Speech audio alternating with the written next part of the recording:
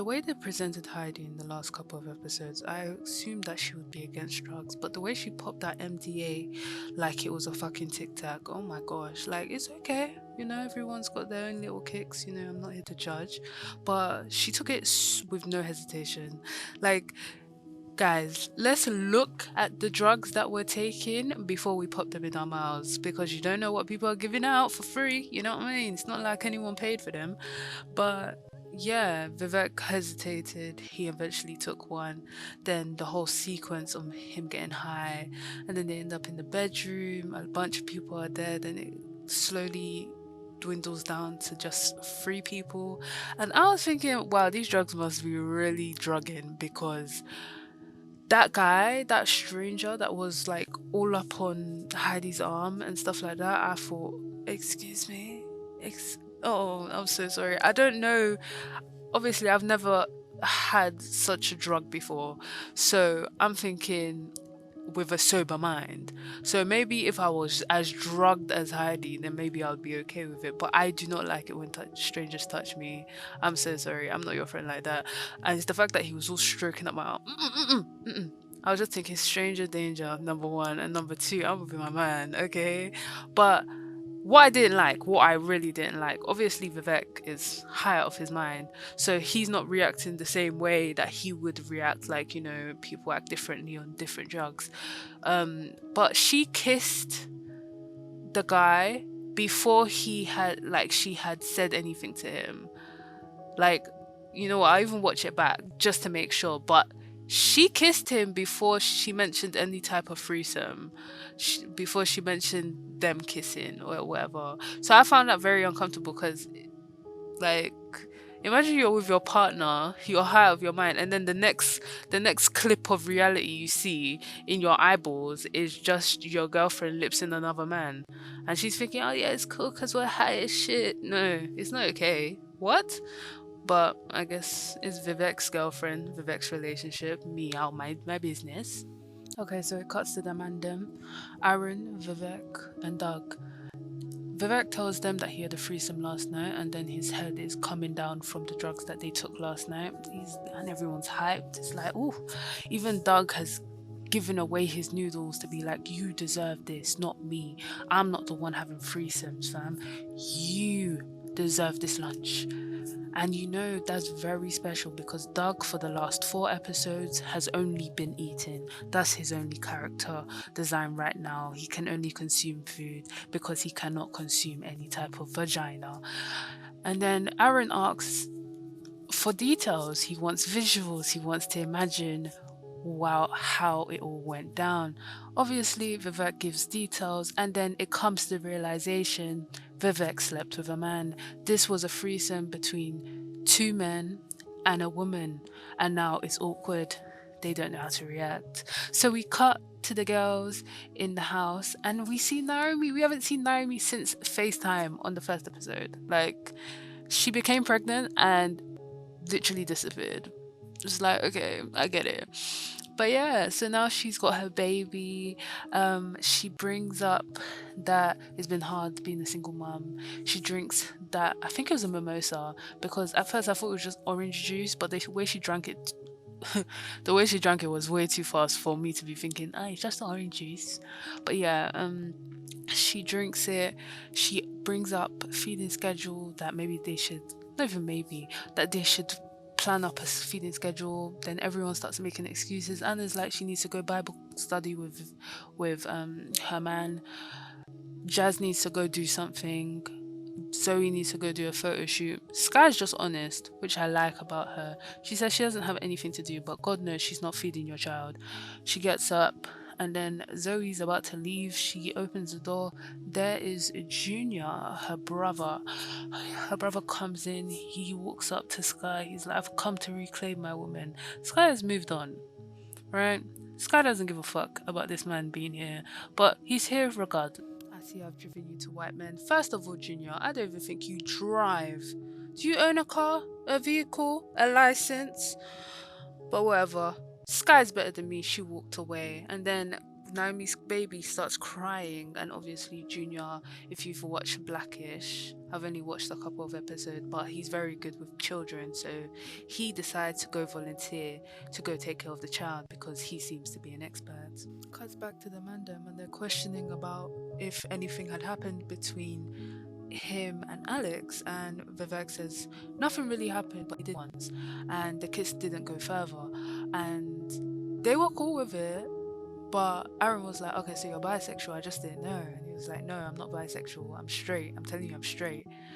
And he's like, no, you kissed a man, so therefore you bi. And he was like, no, I'm straight. And then it came into like, at first, I thought it was just ignorance because people are very quick to switch to toxic masculinity. I just thought it was ignorance of the LGBTQ community because you know the ignorance of double standards. Women can kiss women and they're still seen as straight, but as soon as a man even holds hands with a man, it's like, ooh, that guy is fruity. You know what I mean? So clearly there's a double standard. But when they brought up the guy eating the banana, he was like, if that guy was straight, he would be eating it with a knife and fork. That is toxic masculinity, clearly. But it was like in a joke, like they said it in a serious way, but you could tell they put that joke in there so it could be like more of a thing of they understand that this scene is ridiculous. And I'm glad they put it in because sometimes you never know if the writers on which side, you know what I mean? The side of ignorance or the side of self-awareness. Okay, I'm watching these scenes bit by bit and then recording, so my reactions are quite fresh. But what Doug just said to Jet, you know what? Let me run through the scene first before I cuss this Negro out. Um, but here we go with Aaron, Doug. They come into the house because obviously Vivek left them. He stormed away, calling them homophobic, which what they were saying and perpetuating was very homophobic. I'm not gonna lie, mainly from a place from ignorance, but ignorance, regardless, is still homophobia. Let's be honest. When there's a double standard and you're perpetuating that double standard, it is homophobia. Let's be honest here. It's not. Oh, it's just the rules of society. These are the rules from what old people that are on their deathbeds, these are the rules they made and you're still carrying them out. Let's think of some new rules now that we have new information instead of rolling with the punches as if it's 1970. Okay, all right, anyways, so Vivek calls them homophobic. Naomi's like, whoa. They find out that Vivek kissed a man. Anna jumps in. Obviously, I didn't expect Anna to understand anything because I'm not gonna lie, conservatives are not very open-minded. So she jumped in. She was like, that is very gay. I'm thinking, bitch, nobody asked you, number one. And then here comes Jazz is like, yeah, that is gay, blah blah blah. Like they're all agreeing with each other, and Naomi's like, no, it's not gay. Like what he did was he basically just experimented. Like anyone can do whatever they want.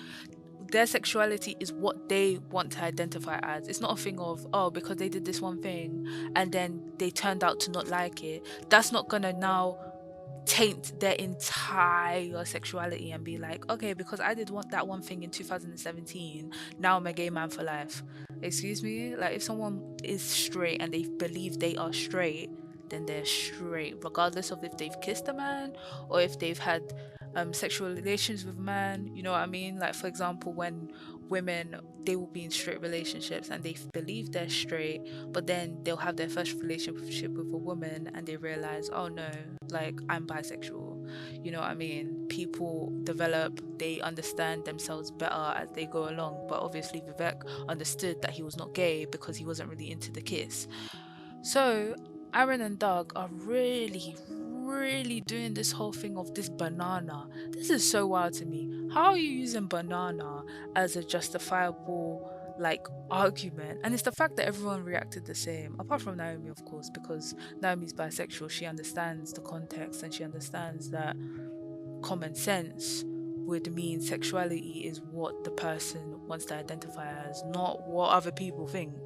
But yeah, when they brought up the banana, they were like, whoa. I'm thinking, it's a banana, first of all. Relax. Anyone can eat a banana anyway, how? You shouldn't be having to use knife and fork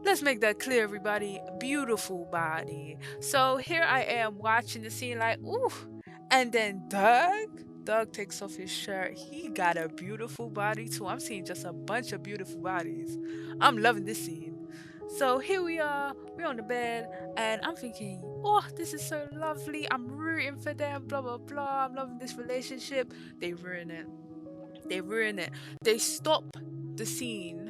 Doug turns over. He sees that slow runner from her team that she slept with, and he's like, "You enjoy my sloppy seconds." First of all, if that has ever happened to you in real life, where you're about to sleep with someone, and then you're thinking about the guy that she slept with in the past, seek help, seek therapy, because the level of misogyny that you have to have is very high for that to happen to you. I'm not even gonna lie. Like, that is serious. Where it's a thing of you only value a woman as long as you see them as pure. But as soon as they become a sexual being outside of your bounds of acceptability, then suddenly you see them as a whore.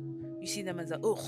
Because the way that guy said sloppy seconds as if he was even fine. Excuse me? Why? Jazz is not sloppy seconds to anybody. I'll really beat your ass, but it's okay because it's a TV show. There's nobody's ass I can beat from the UK, so I'm gonna just mind my own business. He left. He said, "Oh, we should just stop. We should wait until the end of the thing." And then Jazz is feeling some type of way about it. I'm not even gonna lie, I would as well. If you wanted to stop, then you should have stopped before you took off my robe, because now I'm here looking sweet, looking scrumptious, and now you got a problem. So we cut to Zoe at the table by herself. I'd even forgotten she was in the episode, I'll be honest. But Junior walks in and he says he's gonna head out, he's gonna go back home.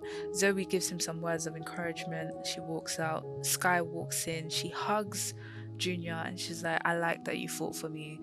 And she says, "Slide into my DMs sometime." And that is so Sky, I swear down. Oh my days. So we cut to Naomi. She's gone to Aaron's dorm to go explain to him in a way that he would understand why his logic doesn't make any sense. So she uses him as an example his whole life. So basically, his whole stick is that he's this pro black guy, that he only dates black women, that he only does this for the community strongly because he's a strong black man. But what was he doing last year? Oh, fucking a conservative. And was that conservative black? Absolutely not. That's conservative was Anna. Oops. And even though it was sure, is that going to be his reputation for the rest of his life? Are people going to hold that against him to say that, oh no, you're not as strong as a black man as you think you are because you did fuck a Cuban woman? And he's going to be like, no, but that was just like one experience. And now he understands where Vivek is coming from. It shouldn't have had to take that long, I'm not gonna lie. He reminds me of those guys where it's like they don't they don't believe or support sexual assault victims until you say, "Ah, but what if it was your sister?" You know what I mean? Scumbags. So we cut to Vivek. Aaron and Doug are at the door. He opens the door. They have a box in their hands. He lets them in, put the box down, open the box. It's a cake that says, "Sorry, you're gay." Turns out it was a mistake. It was supposed to say, "Sorry, we said you're gay," but obviously mix-ups happen. Vivek appreciates the sentiment of the gift regardless, so he accepts the apology. They apologize for what they said. They're gonna think twice about the things they say, and then Doug said they're gonna be more open to the things they put in their mouth, aka bananas and straws. And they have a lovely moment where Aaron says, "I love you, man. You're my best friend." He's like, "Oh, you said I love you." It's like, yeah, I do love you. Then boom, we're at the end. Vivek's with the boys. He gives them straws to drink their milkshakes with. They enjoy it. They're like, ooh, lovely. And then he gives them bananas. They bail. But yeah, this was a good episode. Pretty educating for lower level ignorance. Like people that are ignorant but don't know they're ignorant.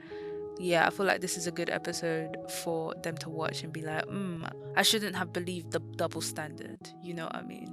Because people understand it's a double standard, but they still continue to perpetuate it because in their minds it's like, well, that's the rules. It's like, who said that?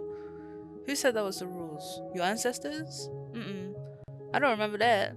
Because when was your last conversation with your ancestors? Last time I checked, they were dead. You getting peer pressured by dead people? Hmm. Anyways, that's the end of the episode. Thanks for watching. I hope you enjoyed it. Bye.